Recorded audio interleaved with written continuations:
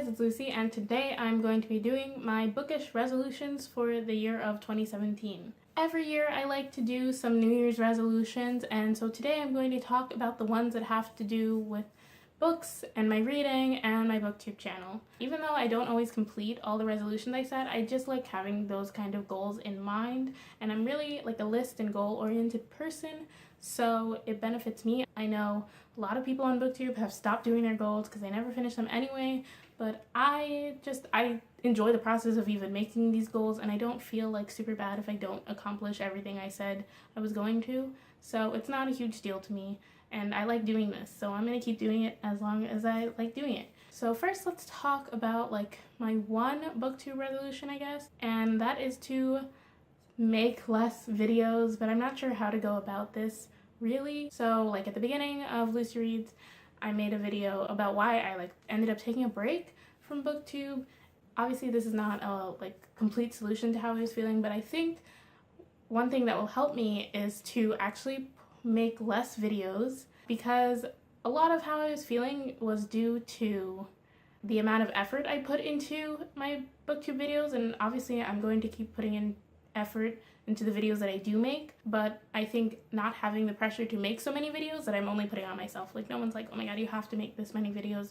So I think I want to take a step back and do a little less videos. So normally I do around 6 videos a month, between like 6 and 8 videos a month, because I strive for 2 days a week, but I think I'm going to scale back and make the max that I do a month 6 videos a month, and I'm going to try for 4 videos a month actually, so 1 video a week. This will help me in a number of ways, not just how I was feeling, but also school takes up a lot of time. I'm more heavily looking for a job now because I am graduating in May, so I do need more time back. So I think I'm going to scale back on how many booktube videos I'm making. So that is my only booktube goal for the year. And now onto the goals for my reading in general. Also, if you want to see how I did on last year's reading resolutions, and you can check out the video where I talked about all the statistics and check in with those resolutions. But this year I am setting my Goodreads goal at 65 books. This is the same number I set it at for 2017, and I surpassed that goal, which was quite unexpected for me actually. But this year, 1, I will probably be reading less graphic novels, and 2, like I said, I'm looking for a job for after I graduate, so hopefully in the second half of the year I will have a full-time job. So I don't know how my reading is going to be during that, getting used to that kind of rhythm. Let us cross your fingers your girl gets a job though. But yeah, I don't know how my reading will be during that time of my life. I'm also planning on traveling during the summer, so that also will mess up my reading. I'm giving myself room to scale back as well there. This year, for the second year in a row, I'm setting a goal to read 12 books by Black authors.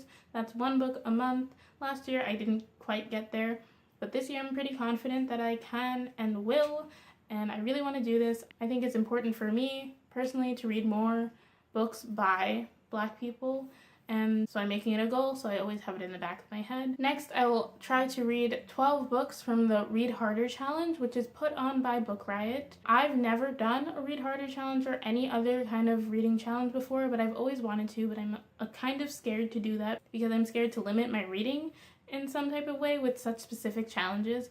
But I feel like by doing only half of the challenges from the Read Harder challenge, because there are 24, then it's not so limiting, and it'll be easier for me to pick books off my TBR that fit because I'll have more options. I want to reread 6 books, which is always a goal I have because I want to reread more books, and by having it as a goal, I kind of make it okay for me to reread books because I always have it in the back of my head, why reread this if you could be reading a new book?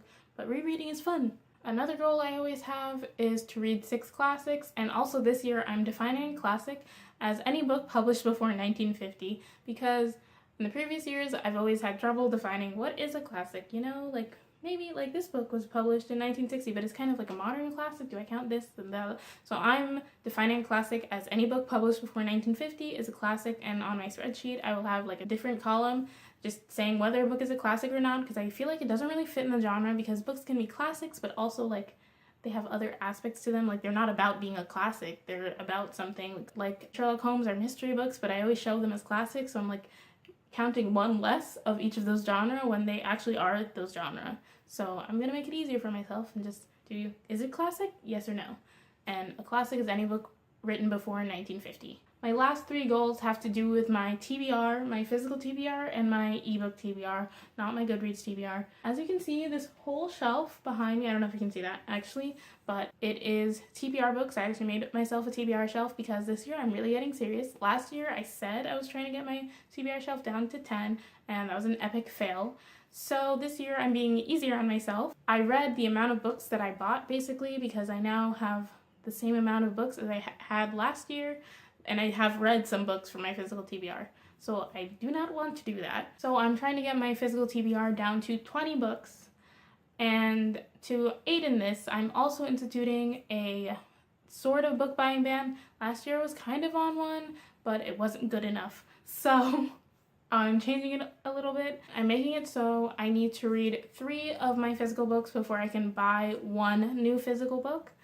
And that will hopefully help me keep my buying down. And I'm also doing the same thing with my ebook TBR because I just buy ebooks indiscriminately, and I really need to stop because it's not that it's bankrupting me, but it's money I don't need to spend. I buy ebooks whenever they're cheap. I'm just like, oh, it's $1.99, it's $2.99, whatever. But like, I just keep accumulating these books and I'm not reading them. So I want to force myself to read them because they are books that I want to read. So my goals are to get my ebook TBR down to 25 books. I currently have 37 unread ebooks, and I'm still doing the 3 books before I can buy another one thing with my ebook TBR. And basically I have to read 3 ebooks before I can buy another ebook.